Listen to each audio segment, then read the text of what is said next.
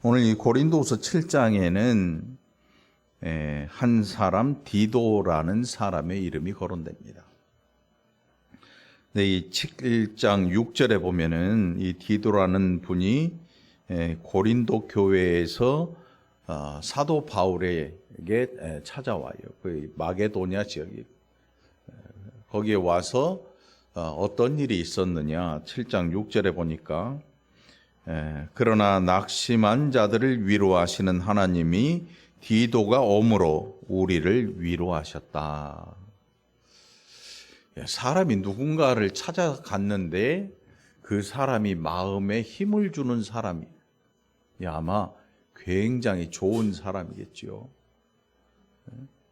우리가 사는 이 세상에도 예수 없이 사는 사람들 중에도 어디에 가면 사람들이 박수치고 좋아하고 즐거워하는 사람이 있는데 또 어떤 사람들이 다 등을 돌리고 꺼려하는 사람도 있단 말이죠. 신앙생활을 했는데도 마찬가지예요. 어떤 사람은 참 많은 사람들이 좋아하는데 또 어떤 사람은 등을 돌리고 꺼려하는 사람도 있어요. 오늘 이 본문 속에 디도라는 분은 모든 사람에게 위로를 전하는 자였습니다. 아마도 그 사람 자체가 위로가 아니고 그가 가지고 온 어떤 소식 때문에 바울과 일행이 전도하면서 많은 고생을 했지만 그 일로 큰 위로를 받았다고 이야기하고 있어요. 고린도 교회에 있는 성도들이 사실은 바울을 굉장히 힘들게 했습니다. 너는 왜 추천서도 없냐? 너 사도 맞냐? 만일 여러분이 저한테 당신 목사 맞냐? 졸업장 내놔라. 한가지 설교 시비를 걸고 하면 아마 제가 위축될 거예요. 바울도 고린도 교회 성도들 앞에서 굉장히 위축됐어요. 그럼에도 불구하고 바울은 서신을 통해서 고린도 교회 성도들에게 보내요. 아마 바울 아닌 다른 사람 같았으면 에이 하고 돌아섰을 거예요. 그런데 바울의 심정이 달랐거든요. 고린도 교회 성도들이 그를 어떻게 생각하든지 그게 중요한 게 아니고 바울은 자기에게 있는 예수 그리스도에 관한 복음을 어떻게 해서라도 고린도 교회 성도들에게 전하고 그들을 말씀 안에서 세우기를 원하는 그 목적 하나밖에 없었어요.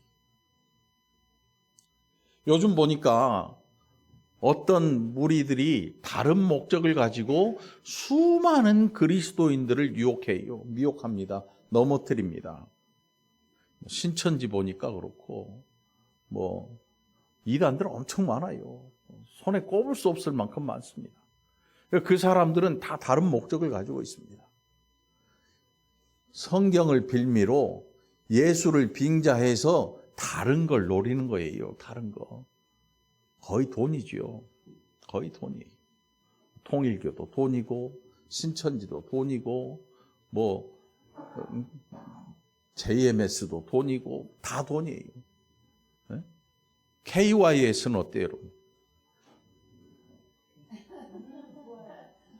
KYS 아세요? 김영석이라고. 아무튼 목적이 달라요. 그러니까 다시 말하면 바울은 고린도 교회 성도들을 어떻게 해서든 모아가지고 그것이 자기의 힘이 되는 이걸 원한 게 아니었어요. 그래서 서신을 통해서 그들에게 전했고, 그런데 놀랍게도 어떤 일이 일어났냐면 그들이 바울의 서신을 읽고 편지를 읽고 멀리 있는 교회들까지 다 돌려서 읽어요. 읽으면서 놀랍게도 변화가 생겼어요. 그 소식을 바로 디도라는 이분이 바울에게 와서 전한 거예요. 그게 바울과 그 일행에게 큰 위로가 됐어요. 여러분, 목회자가 가장 기쁜 일이 뭘까요? 누가 뭘 또 밥을 사주고 옷 사주고 이거저거 사주면 많이 기쁠까요? 기쁘긴 할 거예요. 조금 기쁘겠죠. 근데 기쁨이 아니고 좋겠지. 근데 진정한 기쁨은 어디에 있을까요? 설교를 했는데 어떤 사람이 은혜를 받고 삶이 바뀌는 거예요. 변화가 되는 거죠. 여태껏 가졌던 그 생각을 집어 던지고 예수 안으로 들어와서 생각하기 시작한 거예요. 삶의 기준이 자기 중심에서 하나님 중심으로 변화되는 거죠. 일 많이 한 거 그거는 별거 아니고, 일을 많이 하냐 적게 하냐. 여러분, 예수 안 믿는데 교회에 와서 일 많이 한 사람들 굉장히 많아요. 진짜 많아요. 막 새벽부터 밤 날이 새도록 일하는 사람도 많아요. 응? 그 일이 자기가 믿음인 줄 알고 사는 사람도 있어요. 그런데 그건 믿음이 아니에요. 일을 많이 한 것과 예수를 믿는 것은 완전히 달라요. 삶이 달라지는 일이거든요. 그런데 그 소식을 디도라는 분이 와서 바울 일행에게 전하는 거예요. 저는 여러분들이 하나님에게 기쁨을 드리기도 하지만 저에게도 참 좋은 성도들로 저에게 기쁨을 주시길 바랍니다. 뭐 사달라는 얘기 아니에요. 사달라는 거는 그 좋은 거예요. 며칠이면 끝납니다. 아무리 맛난 걸 사주면 똥 싸고 나면 끝나죠. 먹으면 뒤로 나오는데 어떡할 거야. 아무리 좋은 걸 사줘도 낡아지는데 어떡할 거냐고. 낡아지지 아니하는 것, 그것이 여러분들을 변화시키고 여러분들이 그 낡아지지 아니하는 것을 입고 변화되고 여러분의 삶에 예수 그리스도가 함께 계실 때 여러분들이 저에게 진정한 기쁨이 된다는 사실을 늘 기억해 주시기 바랍니다. 그게 저에게 기쁨인 거지요. 이단들은 이런 기쁨이 없어요. 그래서 이단들이 하는 일이 뭐냐면 너는 자꾸 뭘 해. 하라 그래. 헌금도 하고 와서 일도 하고 자꾸 뭘 시켜요. 왜? 그게 목적이니까. 올바른 복음을 전하는 사람들에게 있어서 성도들은 그가 성도들을 통해서 뭔가 물질적인 것을 얻는 그런 대상이 아니어야 돼요. 그런 대상이 되면 이미 그 관계는 끝난 거예요. 복음의 관계가 아니고 성령을 통해서 맺어진 관계가 아니고 이제는 세상으로 맺어진 그런 관계가 되는 거예요. 그 관계는 언젠가 끊어지고 말죠.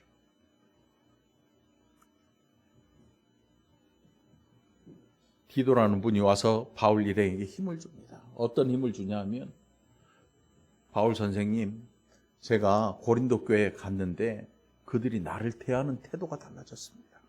오늘 이 본문 14절에 보니까 14절과 15절 보면은 우리가 너희에게 이른 말이 다 참된 것 같이 디도 앞에서 우리가 자랑한 것도 참되게 되었도다.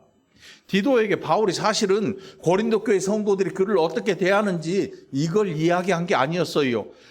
고린도 교회 성도들. 여러분 100가지 나쁜데 한 가지가 좋은 점이 있는데 바울은 이 한 가지를 디도에게 자랑했던 것 같아요. 우리는 안 그렇잖아요. 우리는 100가지 좋은 거인데 한 가지 나쁜 게 있으면 그걸 크게 확대시켜요. 그걸 뭐라 그래요? 침소봉대라 그래요. 바늘을 전봇대만하게 확대시키는 거죠. 응? 그 사람은 다 좋아. 너무 좋아. 그런데 이거 한 가지가 흠이야 하면서 이걸 꺼내서 이만하게 만드는 그게 우리의 모습이에요. 여러분이라고 안 그러고 저라 그랬어요. 성질 내지 마. 우리의 모습이야. 우리의 모습. 우리 공동체의 모습이에요. 그런데 바울은 그렇게 하지를 않고 디도에게 고린도 교회 성도들에게 있어서 다 나쁜 거 이거는 다 감춰줬어요. 그리고 그들이 뭔가 은혜 받은 것 이런 것들로 디도에게 자랑을 할 정도로 그가 고린도 교회 성도들을 사랑했다. 부모가 자식을 사랑하는데 어떤 부모는요, 자식이 어떤 뭔가를 해도 안 봐요. 자식이 그냥 이쁘고 사랑스럽고 한 가지 100가지 잘못한 것보다 한 가지 잘한 것이 너무나 대견한 거야. 이것은 부모가 아니면 가질 수 없는 마음. 하나님이 우리를 바라보실 때 우리가 죄 지은 게 얼마나 많고 우리가 가진 아담의 후손으로서 가진 죄만으로도 지옥행인데 하나님께서 그거 안 보셔요. 우리의 신앙 고백 하나, 예수 그리스도를 믿는 그 고백 하나 보시고 우리의 전체를 덮어버리십니다. 100가지, 1000가지, 10,000가지, 억가지 잘못을 덮어버리시고 단 한 가지 일로 우리를 칭찬하시는 거예요. 여러분 예수 잘 믿으시기 바랍니다. 이것이 우리가 하나님 앞에 칭찬받는 일입니다. 바울이 디도를 통해서 들은 소식은 바로 그거예요. 아니 그 사람들이 나를 대하는데 하나님처럼 대합니다. 그 사람들이 변화된 그 삶의 모습을 보니까 나는 은혜가 넘쳐서 감당할 수가 없습니다. 디도를 향해 통해서 들려온 고린도 교회 성도들의 변화된 삶에 대한 이야기가 바울 일행에게 엄청나게 큰 힘이 됩니다. 그래서 6절에 디도가 오므로 우리를 위로하셨다 그랬습니다.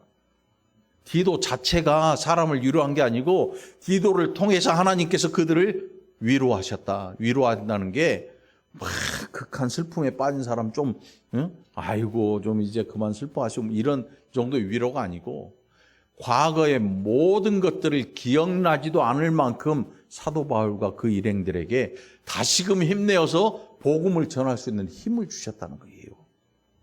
힘을 주신 거예요. 여러분 설거지 하다가 행주 빨지요. 행주 빨아서 어떻게 해요?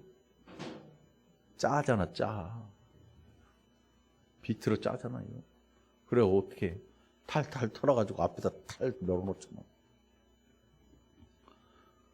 제가 가만히 생각해 보니까 그냥 이게 사람의 일이었으면 여러분 제가 지금 목회한 게 지금 27년째예요. 26년. 이제 7년째로 접어들어가요. 27년간 쥐어짰어.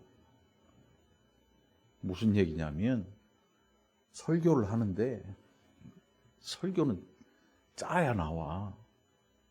눈물도 짜고 땀도 짜고 27년간 비틀어 짰다고 생각을 해봐요, 여러분. 그래서 목사님들이 멀쩡하신 분들도 갑자기 소천을 하시나 봐. 아마 스트레스나 이런 게 있는 건지 어떤 건지. 여러분들한테 제가 가끔 얘기하잖아요. 나는 스트레스가 없다. 집사람은 스트레스가 있겠지, 나 때문에. 여러분 때문에 있는 게 아니고 스트레스 안 받는 나 때문에 집사람이 스트레스를 받는 것 같아. 그 위로받을 자는 내가 아니고 집사람이지. 아무튼 여러분 지금 이 얘기가 중요한 게 아니고 이렇게 27년 동안 짜댔는데 그런데도 제가 생각할 때 참 신기해요. 아, 그래도 설교가 돼. 어떤 분은 7년 하고 안식하러 미국도 가고 어디 영국도 가고 막 해외로 가요. 저는요 1년에 한 번 베트남 3박 4일만 갔다 오면 멀쩡해요. 베트남 한 번만 갔다 오면 뭐 1년이 됐든 2년이 됐든 가서 아무것도 안 하고 먹고 자고 먹고 자고 그러다 오거든. 아무것도 안 하고 아는 사람도 없잖아요. 가서 인사할 필요도 없고 아침에 밥 주면 가서 먹고 어떤 때는 꼭 병아리 새끼 된 모양 그런 생각이 들어. 사육당한다. 주면 먹고 때 되면 가서 먹고 그러고 오면 또 힘이 나. 이게 사람의 일이라면 그렇게 되지 않을 거예요. 사람의 일이었으면 이미 끝장나 버렸겠지요. 아우 성경 지겨워서 이제 더 이상 할 말 없습니다. 할 말 없어요. 이렇게 될 텐데 제가 생각해도 제가 저를 잘 알잖아요. 제가 저를 보고 생각해도 참 신기해요. 디도와 사도 바울 멀리 떨어져 있고 요즘처럼 핸드폰이나 뭐 이런 게 있는 것도 아니에요. 몇 달 가야 만날 수 있는 거리에 있어요. 그 몇 달을 달려와서 바울에게 그 이야기를 합니다. 내가 그 교회, 고린도 교회 갔는데 그들이 나를 대하는 게 달라졌습니다. 그들의 삶이 너무나 달라졌고 예수 그리스도 안에 머문다는 것이 눈으로 봐도 압니다. 그들의 말 한마디가 나는 너무나 좋습니다라고 바울에게 와서 자랑을 하는 거예요. 그들의 삶이 달라진 거예요. 그 이유가 어디에 있었냐면 바울이 그들에게 기록한 서신에 있었어요. 그 서신을 읽고 그들이 근심했다. 오늘 본문 속에 9절에 보니까 8절과 9절에 보니까 그러므로 내가 편지로 너희를 근심하게 한 것을 후회하였으나 지금은 후회하지 아니함은 그 편지가 너희로 잠시만 근심하게 한 줄을 알미라. 내가 지금 기뻐함은 너희로 근심하게 한 까닭이 아니요 도리어 너희가 근심함으로 회개함에 이른 까닭이라. 무슨 뜻입니까? 바울이 기록한 이 서신을 읽고 그들이 회개했다는 거죠. 바울이 글재주가 좋아서 그런 게 아니고 바울이 전한 복음으로 말미암아 그들이 그 복음을 진짜로 받아들이고 이제는 예수의 사람으로 거듭나서 그들의 삶의 변화가 나타났다는 거예요. 바울은 근심하지 말라고 안 합니다. 그런데 근심에도 두 종류가 있습니다. 오늘 이 10절 보면은 하나님의 뜻대로 하는 근심은 후회할 것이 없는 구원에 이르게 하는 회개를 이루는 것이다. 결국 하나님의 뜻대로 하는 근심, 그게 뭐냐면 우리 자신에 대해 알아가는 거예요. 우리 자신에 대해서. 여러분 신앙생활 하면서 가장 먼저 깨닫게 되는 게 뭐여야 될까요? 저는 그게 제일 걱정이에요. 교회 와가지고 사람들이 제일 먼저 주변 옆에 있는 믿음이 있다고 하는 분들이 가르쳐주는 게 뭐냐면 거의 대부분 기도하면 잘 돼. 이걸 가르쳐주더라고. 그거 다 헛거예요, 여러분. 잘 기억하세요. 실패해가지고 병들어서 뭐 세상에서 뭐 여러 가지 일로 나오면 야, 기도하면 된다니까. 헛거예요, 여러분. 그거 하려고 교회 나온 거 아니에요. 교회 나오는 이유는 예수 때문에 나온 거예요, 여러분. 예수님 믿으려고 나온 거예요. 예수 없는 믿음 아무것도 아니에요. 예수 믿으시기 바랍니다. 우리 배정희 성도님 뒷부인 혹시 남편분이신가? 맞아요? 네? 뭘 아니 딱 보니까 아니야? 그 바로 뒷분이 남편이셨구나. 아무튼 오늘 잘 나오셨네. 하마터면 큰일 날 뻔했네. 죄송해요. 아무튼 여러분, 예수 믿는 게 중요합니다. 교회 나와서요, 기도를 얼마나 하느냐, 새벽에 하느냐, 밤에 하느냐, 몇 시간 하느냐, 이거 다 헛거예요. 여러분 속지 마세요. 교회 나오는 목적은 예수 믿으려고 나오는 거예요. 예수 믿어야 교회 나오는 거예요. 그렇지 않으면 헛거예요. 여러분 예수 잘 믿으시기 바랍니다. 바울이 디도를 통해서 얻은 그 기쁨은 바로 이거예요. 그들이 예수를 믿더라. 그들이 하나님의 은혜를 받고 파도 만들고 별짓을 다 하더니 결국 회개함에 이르더라. 그래서 하나님의 뜻대로 하는 근심은 결국 구원에 이르게 하는 회개에 이르게 한다. 근심하지 말라가 아니고 근심해라. 그러나 그것이 세상 근심이 아니라 하나님의 뜻 가운데 사는 근심이 되어라. 이게 무슨 근심이냐면 나를 보는 거예요. 나를 보는 거. 우리에게 있어서 가장 힘든 일이 뭐냐면 나를 보는 거예요. 오늘 아침에 거울 안 보신 분 계시나요? 한 명도 없을 것 같아요. 한 명도 없어요. 저도 봤어요. 왜? 안 보면 이상하잖아. 어디가 이게 이렇게 서 있을지도 모르고 뭔 일이 날지 모르잖아. 거울을 안 볼 수가 없어. 거울을 보니까 그래도 이쁜 거야, 이렇게. 거울 안 본다고 생각해봐요. 응? 이쁜 사람 얼굴 보면 나도 이쁜 것 같아. 그러면 거울을 안 보면 안 그렇거든. 우리 자신을 보는 게 이만큼 힘든 거예요, 여러분. 우리 자신을 보는 거예요. 고린도 교회 성도들이 한 일이 뭐냐면 바울의 서신을 읽고 근심에 잠깁니다. 그런데 그들이 회개함에 이르는 근심을 하게 돼요. 예수를 믿는데 이제 자기를 보는 거지요. 그래서 11절에 보니까 뭐라고 했냐면 보라, 하나님의 뜻대로 하게 된 이 근심이 너희로 얼마나 간절하게 하며, 뭐가 간절할까요? 바울이 기록해 준 하나님의 말씀, 그 말씀을 사모하기 시작하는 거예요. 저는 어떤 분들이 신앙생활 하면서 말씀을 안 보는 사람들이 너무 많은 거예요. 말씀을 안 봐요. 성경책을 샀는데 10년, 20년 동안 펴본 적도 없어. 왜? 프로젝터로 나오니까. 열어보질 않아. 새 책이야. 그냥 껍데기에 손자국만 나있지 안에는 뻣뻣한 새 책이야. 반짝반짝 금분 칠해놨잖아. 새 거야, 새 거. 여러분들 오늘 열어놓으시기 바래요. 그리고 좀 때가 타야 되지 않겠냐고. 응? 한 번도 안 열어봐. 한 번도. 그래가지고 제가 아파트 재활용 가끔 가거든. 거기서 주워다 놨어. 새 책을 버리더라고. 성경책 새 책. 그냥 버려. 가죽 성경. 하나에 뭐 살 때는 5만 원, 7만 원인데 그냥 아파트 재활용에 버리더라고. 기가 막혀서 다시 집어오지. 응? 여러분, 예배 시간에만 읽는 게 성경책이 아니야. 예배용이 아니야. 성경은 우리의 삶인 거예요. 성경을 간절히 사모하기를 바랍니다. 말씀 사모하기를 바랍니다. 고린도 교회 성도들이 이렇게 바뀌어요. 간절해지는 거죠. 응? 얼마나 변증하게 하며 얼마나 분하게 하며 죄와 관련된 거예요.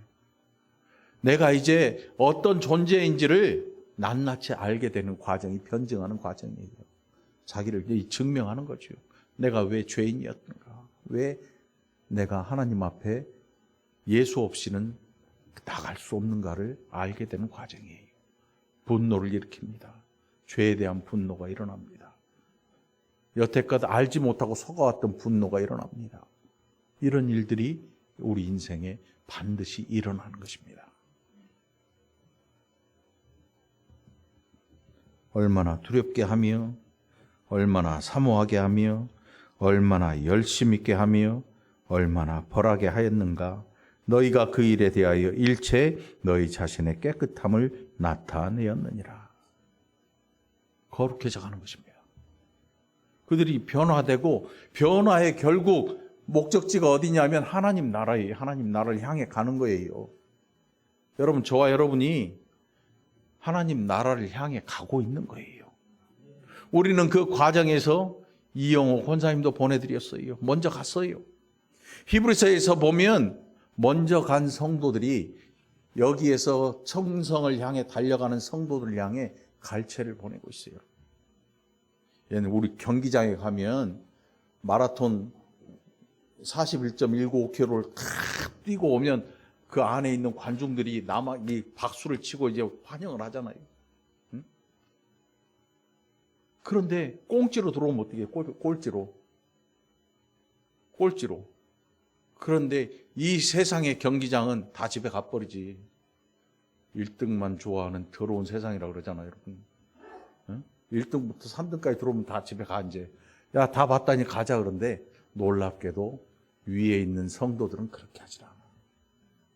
마지막으로 넘어지고 일어나는 그 성도가 마지막 천성에 들어갈 때까지 거기에 남아서 박수를 치고 있는 거예요.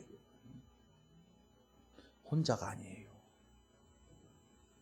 신앙생활 혼자 하는 거 아니에요, 여러분. 외로워하지 마세요. 슬퍼하지도 마세요. 나 혼자가 아니라니까. 하나님이 우리와 함께 하십니다. 그게 우리의 힘인 것입니다. 성령께서 우리와 함께 하십니다. 아파서 쓰러지고 지쳐서 넘어져도 나 혼자가 아니라는 사실을 여러분 기억하시기 바랍니다.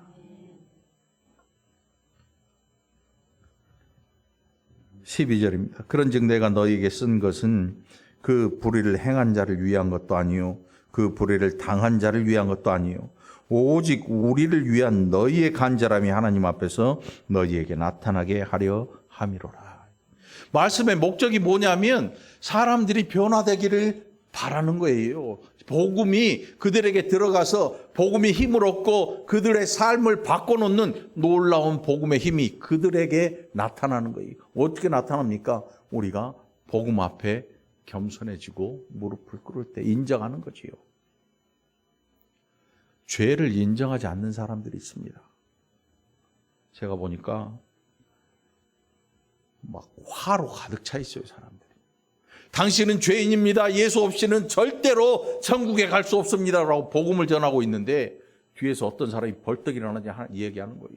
야, 내가 죄를 져봤자 뭘 얼마나 졌다고 니까짓 게 무슨 천국에 가고 말고. 야, 나는 법 없어도 살 사람이야. 법 없어도 살 사람이야. 이렇게 생각을 해요. 네? 죄에 대해 이야기하면 화를 내요. 왜요? 화가 날 수밖에 없겠지요. 천국 못 간다니까.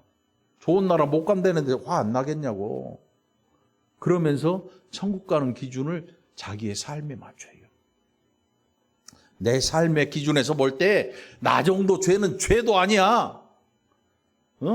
윗집도 아랫집도 옆집도 이쪽도 다 이런 죄 안 진 사람이 어디 있어요, 여러분? 여러분 세상에서 통용되는 게 뭡니까? 야, 그 정도 죄도 안 짓고 사는 사람이 어디 있냐, 세상에. 아니, 죄는 그래서 죄가 종류가 있어요, 여러분. 자범죄라고 하는 게 무서운 게 뭐냐면 스스로 죄를 계획하는 것 자범죄라고 그래요. 고범죄, 고의로. 그런데 우리가 해결하지 못하는 아예 근본이 죄인 게 있어요. 아담의 원죄가 우리에게 들어와 있어요. 이 죄는 우리가 아무리 이 땅에서 죄 안 짓고 살았다고 해서 없어지는 게 아니에요. 하나님 앞에 이미 우리는 이 관역에서 벗어나 버리고 말았어요. 하나님의 이 기준에서 아예 벗어나 있어요. 인생 자체가. 그러니 예수 없이는 절대로 안 되는 거지요. 예수 없이는 되는 일이 없는 거예요. 사도 바울은 고린도 교회 성도들에게 바로 이걸 알려준 거예요. 그래서 고린도 교회 성도들이 이것을 알고 변화된 거지요. 변화되기 시작한 거지요. 하나님 앞에서 너희에게 나타나게 하려 함이라. 너희의 간절함이.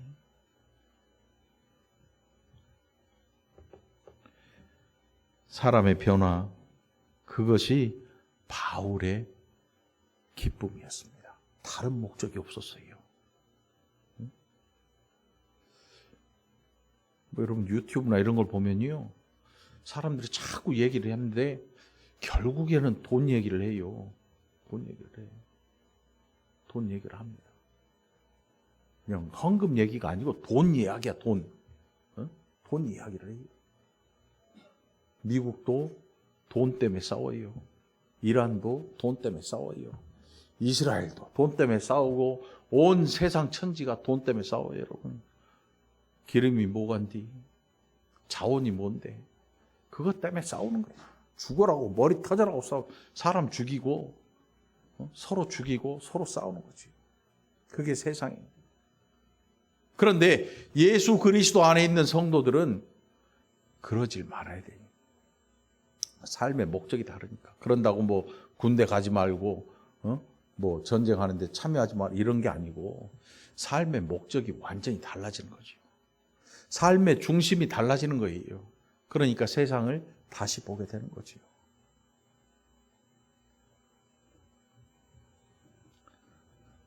(15절입니다) 그가 너희 모든 사람들이 두려움과 떨므로 자기를 영접하여 순종한 것을 생각하고 너희를 향하여 그의 심정이 더욱 깊었으니 내가 범사에 너희를 신뢰하게 된 것을 기뻐한다.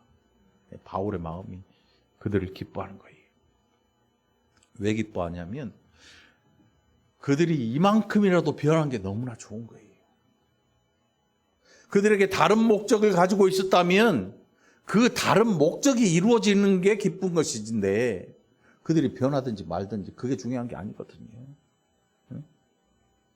그런데 바울이 가진 목적은 뭐냐면 그들이 예수를 제대로 믿는 것, 그거 말고는 없었기 때문에 그들이 이 일을 한 것으로 인해서 바울은 만족감을 얻어요.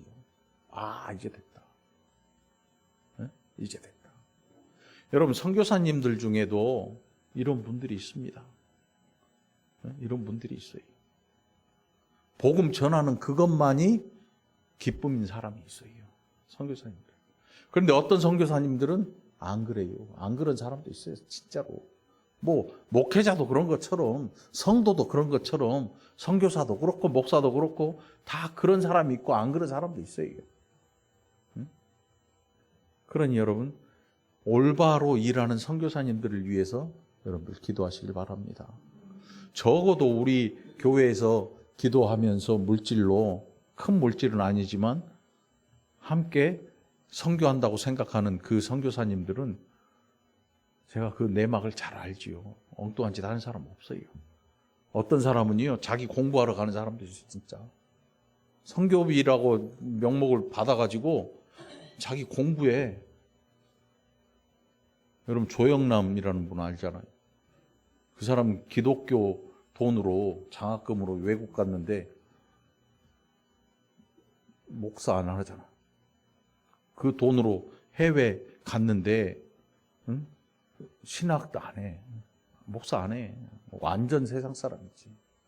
돈 떨어지면 들어와서 노래 부르고 돈 갖고 다시 나가서 쓰다가 돈 떨어지면 또 들어오고 젊었을 때 그랬거든. 처음에 시작이 기독교로 출발했는데 결국 자기 멋에 살다가 지금 그렇게 살고 있지요. 그뿐이겠습니까? 필리핀, 태국에 가장 좋은 학교에 자녀들을 보내요. 물론 학교 보내는 게 뭔 죄가 될 수는 없겠지만 선교하라고 보내놨더니 자기 공부하고 하인 거느리고 사는 사람 많아요. 진짜로 그래요. 그러니까 아무나 선교한다고 다 좋아할 필요 없어요. 아무나 선교사가 되는 게 아니에요. 하나님이 아시거든요. 하나님이 아셔요. 하나님이 목회자도 아시고 선교사도 아시고 기도하는 사람도 아시고 권사도 아시고 안수집사님도 장로님도 다 알고 계셔요. 누가 진정으로 하나님을 사랑하고 하나님 말씀에 순종하고 사는지 아셔요. 우리가 기다리는 건 그거밖에 없어요. 쫓아다니면서 멱살 잡고 너 왜 이렇게 사냐? 아니, 우리는 그거 하려고 이곳에 있는 게 아니라 우리 한 사람 한 사람이, 그래서 우리 생각을 바꿔야 돼. 우리 생각에는 많은 사람이 그렇게 살면 좋겠죠. 그런데 그렇지 않아요, 여러분. 많은 사람이 그렇게 안 살고 소수의 사람들이 그렇게 살아요. 많은 사람이 있으니까 그렇게 보일 뿐인 거죠. 그래서 하나님은 몇 명을 구원할 거냐? 뭐 요한계시록에 14만 4천 명 나오니까 신천지가 그걸 이용해서 사람들을 미혹해. 14만 4천 명. 근데 이게 홀랑 넘어가 버렸네? 14만 4천 명이 넘으니까 아니다, 이제는 열심히 해가지고 14만 4천 명 안에 들어야 된다, 이렇게 얘기를. 법을 바꿨어요. 그런데 14만 4천 명은 여러분 숫자의 이야기가 아니고 하나님께서 구원하실 백성들을 하나님이 정하시는 거예요. 하나님. 숫자에 연연하면 안 돼요. 숫자는 우리에게 보여주는 거죠. 하나님이 얼마만큼 구원의 열심을 가지고 계시는가. 그 숫자에 대한 의미 우리는 알지 못해요. 아무도 몰라요. 이만희가 알지. 지가 만들었으니까. 그런데 속아 넘어가면 안 돼요, 여러분. 그래서 교회에 막 열심히 있고 막 이런 사람들이 많다 그래서 좋은 게 아니고, 고린도 교회 성도들 가운데 변화된 사람들이 하나님을 기쁘게 하신 줄 믿습니다. 여러분, 변화되시기 바랍니다. 삶의 변화가 중요한 것입니다. 삶의 변화가 있고 난 이후에야 교회도 봉사도 하고 사람도 섬기고 하는 것입니다. 예수 안 믿는 사람이, 예수를 잘 믿지도 않는 사람이 교회에 와서 봉사부터 시작하면 끝나는 거예요. 그게 믿음인 줄 알아. 예수 안 믿는 사람이 헌금하기 시작하니까 그게 예수 믿는 일인 줄 알아요. 그거는 우상을 섬기는 것과 똑같아요. 그거는 세상의 종교와 똑같은 거예요. 그러니까 밤낮 기도해도 이거 달라 저거 달라 이거 해달라 저거 해달라 이렇게 되는 거지요. 예수 안 믿어요. 기도만 믿지요. 믿습니까? 그러면 아멘 하는데 예수를 믿는 게 아니고 자기가 기도하는 그것을 믿는 거예요. 믿음의 대상이 완전히 다른 거지요. 여러분 좀 못나도 어때요? 내가 좀 신앙생활을 하는데 변화가 더딜 수도 있습니다. 고린도교회 성도들처럼 누군가에게 막 들이받고 뿔 같은 것 나가지고 여러 사람 상처 줄 수도 있어요. 그럼에도 불구하고 변화의 과정을 겪어 나가는 것이 저와 여러분의 할 일이라는 거예요. 저와 여러분이 변화가 돼야 돼요. 이게 어려운 일이거든요. 사람이 변화가. 여러분 변화가 있기를 바랍니다. 그래서 예수 안에 굳게 머무르시기를 간절히 축원합니다. 이 한 주도 이제 이 한 주가 고난 주간이거든요. 고난 주간에 우리가 할 수 있는 일이 뭐가 있을까요? 어떤 분은 금식합니다. 어떤 분은 나도 예수님의 고난에 동참해 보려고 금식하고 일부러 즐거운 일 안 하고 이런 천만의 말씀. 우리가 예수의 고난을 1억 분의 1, 수백억 분의 1도 못 당해. 그건 죄로 당하는, 우리 죄로 당하는 고난이지 일주일간 금식한다고 고난당하는 게 아니잖아요. 먹을 게 없어 굶어 죽어가는 아프가니스탄이나 이 아프간 거기에 보면 난민들 많잖아요. 그 사람들 일주일, 2주를 쉽게 굶어요. 먹을 게 없어서 굶어. 그거는 고난이 아니야. 그렇게 당하는 건 고난이 아니야. 무죄한 자가 죄인을 위해서 당하는 고난. 예수 그리스도의 고난은 바로 그 고난이에요. 그러니 이 고난 주간을 한 주간 지내면서 여러분 더욱 감사하시길 바랍니다. 죄인을 사랑하시는 하나님의 은혜를 알고 깊은 감사하시기를 간절히 축원합니다. 이것이 그리스도인들이 가져야 될 고난 주간에 가져야 될 자세인 거예요. 다음 주일이면 부활절이에요, 여러분. 우리 배정희 성도님 다음 주에 꼭 오시기 바래요. 네? 다음 주에 아까 남편분하고 두 분 꼭 모시고 오길 바랍니다. 최선덕 성도님이 아침에 다녀가셨는데 저한테 와서 아니 왜 오셨어요? 그랬더니 다음 주에 온다는 말씀 드리려고 그러다가 이야 정말 대단하셨네. 다음 주에 오는 걸 오늘 얘기하러 오신 것 같아요. 제가 마음속으로 먹을 복은 많네. 응? 교회 오는 게 복이죠, 여러분. 응? 우리 동훈이 할머님 꼭 오세요, 다음 주에. 응. 김민호 원사님 다음 주엔 점심 드시고 가셔야 돼요. 송 집사님도 오시라고 그러고 가족들 다 데리고 오세요. 가족들 다 데리고 오세요. 그래서 부활절이 어떤 주일인지를 좀 보여줘야지. 혼자만 죽어라고 교회 나갔는데 뭐 하는지도 모르고 교회 보내는 남편도 있고 우리 엄마는 가서 맨날 교회 가서 헌금만 하나 이런 자식도 생길 것이고 그런데 한번 와봐야지. 한 번은 데리고 와봐야지. 야 너는 엄마가 가서 이 교회 가서 뭐 하는지 너 궁금하지도 않냐. 응? 여보 당신은 내가 교회 가서 뭐 하는지 궁금하지도 않아. 한번 데리고 와봐. 한번 데리고. 응? 그래서 교회가 좋은 데라는 걸 보여줘야지. 밥도 주는데. 응? 밥 안 주는 교회 많아. 우리 교회는 밥도 주잖아. 그러니까 할 말이 있는 거지. 교회 가면 밥이 나오냐 쌀이 나오냐 그러니까 밥 나와. 밥 나와. 그래서 밥 주는 거예요. 점심 때. 할 말 없게 하려고. 여러분 이 한 주간 감사하는 여러분 되시길 바랍니다. 그래서 부활절을 또 기다리면서 성찬을 마음으로 준비하는 경건한 한 주가 되기를 예수 그리스도 이름으로 간절히 축원합니다. 기도합시다. 하나님 아버지 감사합니다. 이 한 주 동안 하나님 앞에서 더 거룩해지기를 몸부림치는 좋은 성도들 되게 하여 주옵소서. 예수를 잘 믿고 우리 하나님 귀하신 은혜 잘 받고 누리는 복된 자들 되게 하여 주옵소서. 세상의 마음 뺏기지 않게 하시고 세상의 복음을 전하는 하나님의 능력의 백성들 되게 하여 주옵소서. 감사드리옵고 예수님 이름으로 간절히 기도합나이다. 아멘.